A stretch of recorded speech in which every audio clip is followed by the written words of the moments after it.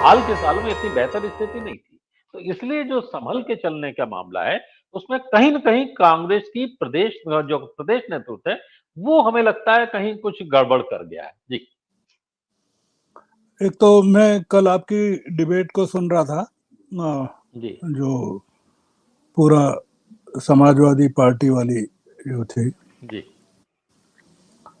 वो खैर उसके कंटेंट पर नहीं जाते हैं कि वो कितनी एक तरफा थी या नहीं थी। इसमें जो सबसे ज्यादा नुकसान किया है वो अखिलेश ने किया इंडिया अलायंस का।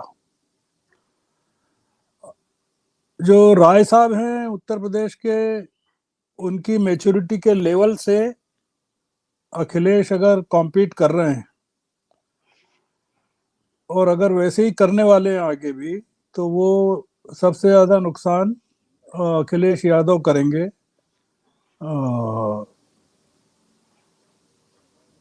इंडिया अलायंस को। आपने भी एक बात कही थी कि आपको किसी सोर्स ने कहा है कि लालू यादव ने कहा है 4 सीटें ही देंगे या 3 सीटें जी। कांग्रेस को देंगे।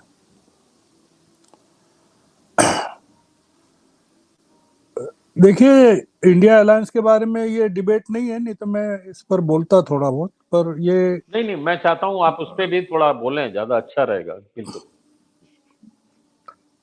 देखिए, इंडिया अलायंस में जो पूरी लड़ाई है वो कांग्रेस के कंधों पर है और कांग्रेस उसको लड़ रही है। मध्य प्रदेश में अखिलेश का कोई काम नहीं है। वहां पर वो इस तरह से अगर असर्ट करना चाहते हैं, इतना नेक एंड नेक हो गया है पूरा का पूरा ये लड़ाई। पिछली बार 114 सीटें मिली थी कांग्रेस को और बीजेपी को 109 सीटें मिली थी। आपको अगर 10 सीटें चाहिए या 15 सीटें चाहिए, ये काफी महत्वपूर्ण होता है कि आप एक ऐसे स्टेट में जहां आप का कोई ऑर्गेनाइजेशन नहीं है, कुछ नहीं है। हमने ये नहीं पूछा कि अखिलेश ने घोसी की जीत को तो इंडिया अलायंस की जीत बताया था, बागेश्वर की जीत को इंडिया अलायंस की हार क्यों नहीं बताया। उन्होंने बागेश्वर में अपने एसपी के कैंडिडेट को क्यों नहीं हटाया वहां से, उत्तराखंड में। उन्होंने जिस तरह से बात की कि जब आएगा उत्तर प्रदेश का मामला तो हम बात करेंगे कि कितनी सीटें कांग्रेस को देना है, नहीं देना, मत दीजिए आप कांग्रेस को नहीं चाहिए तो नहीं लेगी। पब्लिकली रिएक्ट करना, मैं मतलब कमलनाथ की मैच्योरिटी के लेवल पर नहीं जा रहा हूं। वो तो जिस तरह की बात करते हैं, कपड़े फाड़ने वाली बात करते हैं, वो अपने हर आदमी से कपड़े फाड़ने वाली बात करते हैं। वो पब्लिक के आदमी है ही नहीं। मतलब कमलनाथ पूरे समय केंद्र में रहे हैं, तो वो पब्लिक से उनका इंटरेक्शन नहीं, ग्राउंड के भी आदमी नहीं है। तो वो 1 बजे तक बिठा के रखा हमारे लोगों को, फिर ये किया कि ये क्लियर है, अपन पहले भी डिबेट्स में बोल चुके हैं, इस चीज को बात कर चुके हैं कि दिल्ली की बैठक के बाद मैंने खुद ने आपसे इस डिबेट में, किसी डिबेट में कहा था कि ओमर अब्दुल्ला ने बाहर निकल के पत्रकारों के सवाल में ये कहा था कि स्टेट के लेवल पर ये अलायंस काम नहीं करेगा, ये नेशनल लेवल पर ही करेगा, इंडिया अलायंस का काम है। हम लोग समाजवादी पार्टी को लेकर तो एजिटेटेड हो रहे हैं, पर आम आदमी पार्टी तो ने तो 12 बजा रखी है सब जगह इंडिया अलायंस की, छत्तीसगढ़ में भी, मध्य प्रदेश में भी, सब जगह बुरी तरह। गुजरात में अभी रिवर्स दांडी यात्रा चल रही है, जो मतलब दांडी से गांधीनगर, और वो काफी बड़ा काम हो रहा है। ये स्टेट का मामला, इसको मैं सुनीलम जी को भी कल सुन रहा था, इतना बड़ा इशू नहीं बनाना चाहिए, और बनाना भी है तो वन एंड वन, मतलब अखिलेश बात कर सकते हैं राहुल गांधी से। मतलब जो शब्द का इस्तेमाल किया, चिरकुट शब्द का उन्होंने अजीत राय के बारे में, जो भी राय है उनके बारे, अजय राय के बारे में, अखिलेश एक बड़ी पर्सनैलिटी है इस स्टेट की, और वो राय साहब अभी प्रवेश किया उन्होंने वहां उत्तर प्रदेश की राजनीति में कांग्रेस के लिए। वो पुराने कार्यकर्ता हैं, वो ठीक है।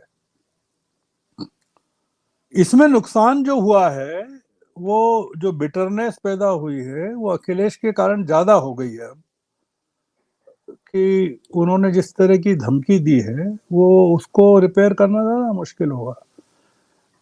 इंडिया अलायंस को डिक्टेट अखिलेश नहीं कर सकते हैं, और उत्तर प्रदेश की 80 सीटों पर इंडिया अलायंस की बुनियाद नहीं टिकी हुई है।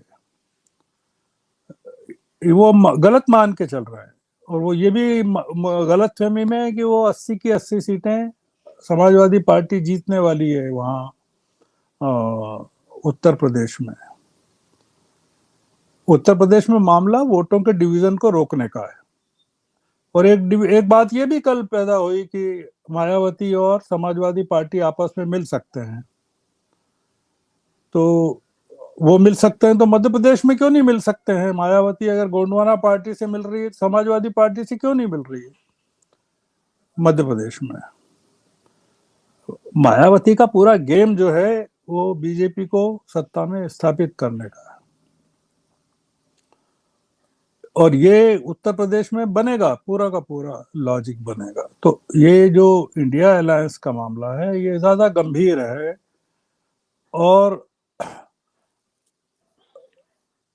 जो कहा अखिलेश ने, मैं वो जो अजय राय ने कहा उसको बिल्कुल समर्थन नहीं कर रहा हूँ, बहुत गलत कहा उन्होंने।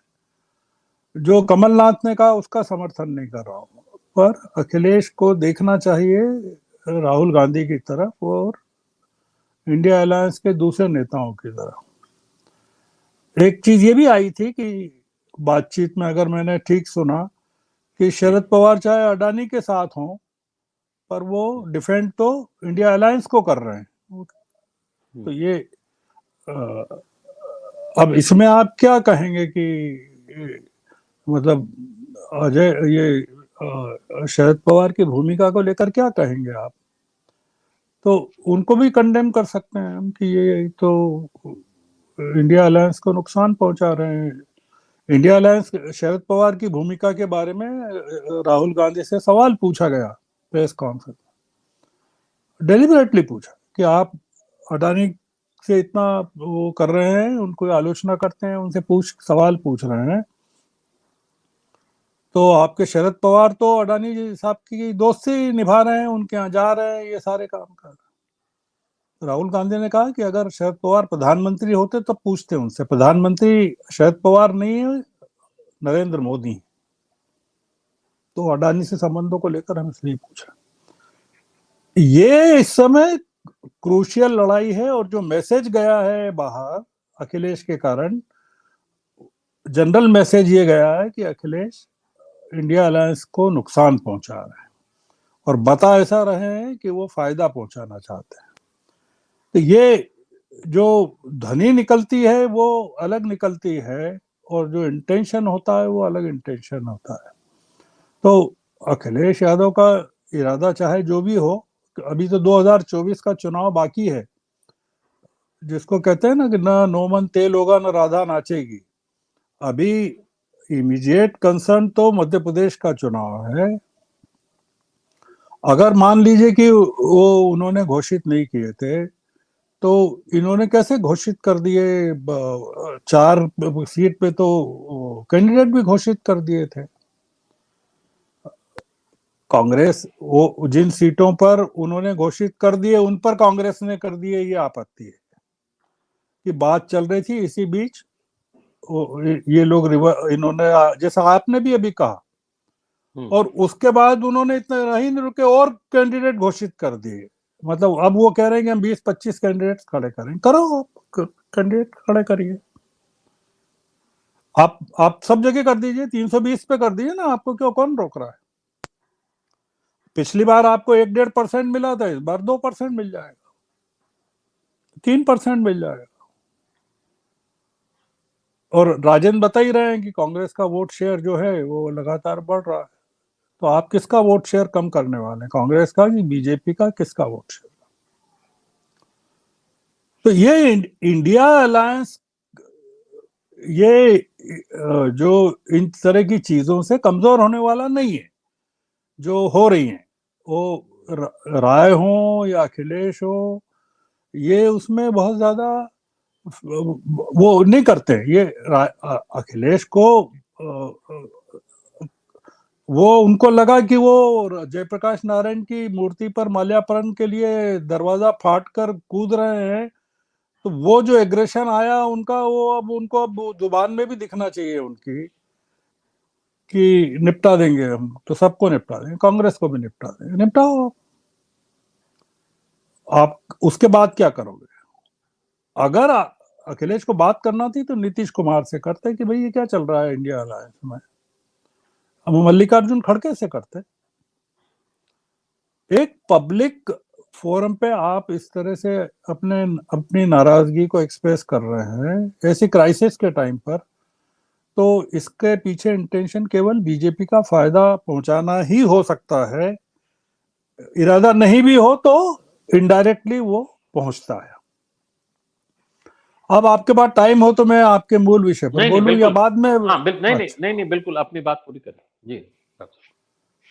देखिए अमरीश जी, मैं अभी इस बात से पूरी तरह कन्विंस नहीं हूं या सहमत नहीं हूं कि कांग्रेस जीत रही है मध्य प्रदेश में। दो चीजें, एक तो दो जीतने के लिए दो चीजें हैं अमरीश जी। लहर है क्या, मतलब बीजेपी के पक्ष में या बीजेपी के विरोध में लहर है या कांग्रेस के पक्ष में लहर है क्या? लहर नहीं है। दूसरा ये कि इन्होंने केवल एक सीट को छोड़कर, ये उसी इलाके के हैं सुनीलम जी इसलिए ज्यादा बता सकते हैं, बैतूल की सीट को हमला किया, बाकी 229 सीटें घोषित कर दी है कांग्रेस ने। 3 सीटों पर चेंज किया है इन्होंने, दतिया की सीट है और पिछोर की सीट है और एक और कोई सीट है, उसको चेंज किया है, गोटे गांव की सीट है। कोई चमत्कार नहीं है अमरीश जी इस लिस्ट में कि कोई ऐसा लगा हो कि अरे नवरात्रि की प्रतीक्षा इस चीज के लिए हो रही थी। कांग्रेस बीजेपी के पास अभी भी उन्होंने 94 कैंडिडेट्स रोक के रखे हैं, एक एक सीट पर फूक फूक कर वो कैंडिडेट खड़े कर रहे हैं। मैंने केवल एक कॉन्स्टिट्युएंसी की 9 सीटों का एनालिसिस किया, केवल एक का, बहुत ही ईमानदारी से किया मैंने। उसमें से मुझे लगा कि यार मुझे 6 सीटें बीजेपी को देना पड़ रही है।